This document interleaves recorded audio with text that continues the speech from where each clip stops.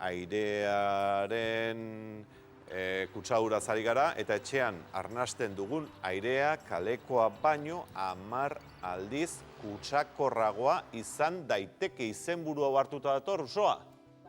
Hala dio Estatu Batuetako ingurumen babes saileko agentzia batek, beraiek ikerketa bat egin dute eta ondorio horretara iritsi dira. Zerk eragiten du hori? Etxean erabiltzen dugun hainbat produktu. Produktu sintetiko pila bat erabiltzen ditugu, garbiketa produktuak, janari kontserbanteak, pinturak eta margoak eta horrek guztiak gure etxe barruko airea kutsatu egiten du. Gainera, produktu hauek egia da saldu egiten dira, salmenta legalekoak dira, baina horrek ez du esan nahi ez direnik kutsagarriak. Askotan hori pentsatzen dugu, saltzea legala denez ez dira kutsagarriak.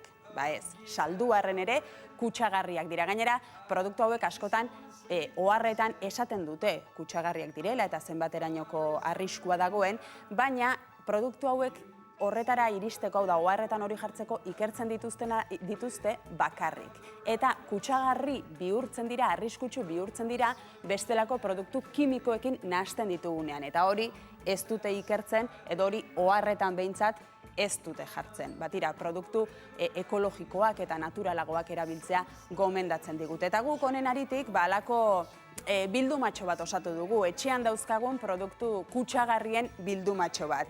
Hasi egingo gara gainera, bildumarekin lehenik eta behin, leungarria izu. Hemen, hartzatxo inusiente eta politi batek esaten digu leungarria erabili behar dugula, baina kontu zebileze, azetalidoa askatzen omen du leungarriak eta hori arnas aparatuarentzat oso kaltegarria omen da, beraz, adi leungarriekin. Eta beste produktu bat, PVC produktuak.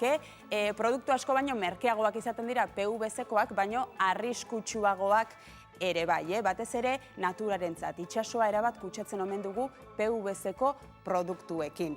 Hauek, orain dela gutxi arte gainera, umentzako tutuak, biberoiak eta PVC-ko produktuekin egiten zituzten, eta oso kaltegarria da materiala hala ere, irudi bitxi bat ere topatu dugu. Ea ikusten dugun. Galtzak, PVC-ko galtzak. Lehenengo biztan, pozik egon daiteke hori daramatzanak ezakit, Paula Garaialdek esango luken honen inguruan, baina ez daki ongi, galtza hori jantzita daramatzanak, zer daraman jantzita. Segiko dugu bildumarekin, egur konglomeratua, haizu hau ere kutsagarria da.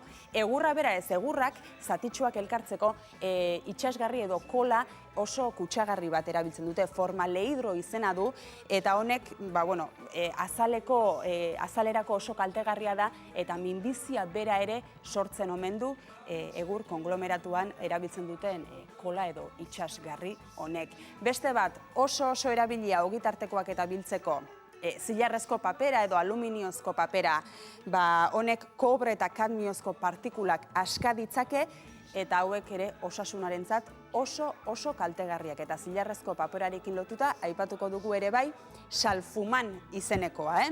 Hemen daukat, ontziak garbitzeko aparatu edo fregadera horren azpian, arrakasta handiko produktua da hau, baina erne kontu zibili produktu honekin. Ze hemen daukat apuntatuta, hidrogeno kloruroz osatuta dago, eta aluminioko paperarekin nahastuta, arriskutsua izan daiteke. Guk bideo bat badaukagu hori erakusten duena. Brometarako eta gaztetxoagoak garenean bi hauek nahastuta bromak edo barrea ateratzen digu horrekin, ez dakit bideoa lortzeko aukerarik badaukagun ikusteko modukoa delako, baina esango dizuegu, zilarrezko papera eta salfumana nahaste kontu horrekin, broma gutxi ikusi bideoa.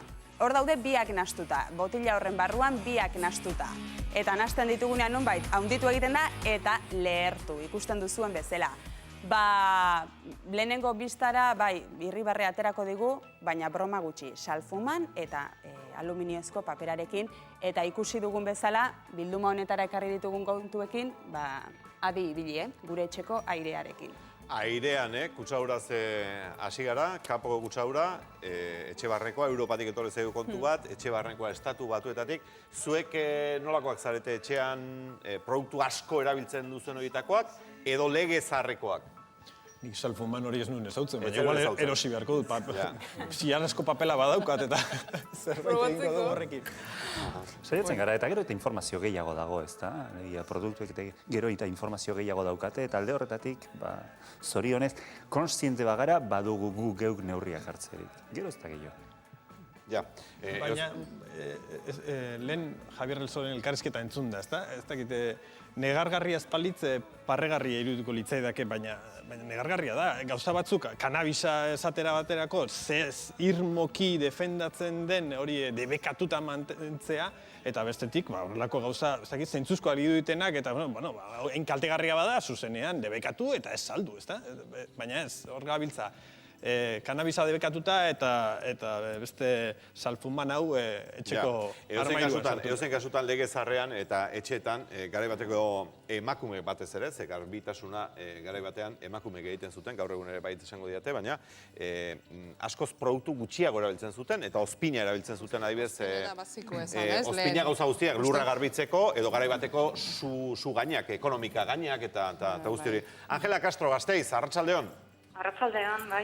Zuk benetan, ikastaroren bat edo beste egin izan duzu, ikasi duzu produktu kimikoak zein kutsagarriak diren, zein kutsakorrak diren, eta etxean ahalik eta gutxien erabiltzen saiatzen zara. Produktu kimikoen ordez, Angela, ze erabiltzen duzuzuk? Bueno, ni normalean ozpina erabiltzen dut, zorua, etxeko zorua garbitzeko, gero betiko xaboia, erabiltzen dut adibidez, dutxa hartzean, dutxarako gelak askok almizkle eta perfume sintetikoak dituzte eta horiek oso kaltegarriak dira gure sistema endokrinorako. Gero, orokorrean, ez dakit, ahalik eta produktu kimiko gutxien, eta ez dakit, ozpina, betiko xaboia, limoia, gero adibidez, garbigailuan leongarririk ez ditut erabiltzen, gero ontziak garbitzeko detergente ekologiko bat, arropa garbitzeko beste bat, ekologikoak, eta ahalik eta gutxien. Beraz, bi neurri hartzen dituzu, batetik ozpina, xaboi hautsa edo pastilla, izango litzatekena pastilla, hobeto esan da, garbitzeko. Betiko xaboia, betikoa. Bai, betiko xaboia, alegia, kuadroko hori, esan nahi dut. Bai, adibidez. Eta limoia eta hori guztia, eta gero garbikariak erabiltzen dituzunean, garbikari ekologikoak, eta hori bai, alden gutxien erabilita, ez? Ez prasta botata. Hola. Erki, Angela Castro, benetan, eskerrik asko? Mila esker, agur. Agur.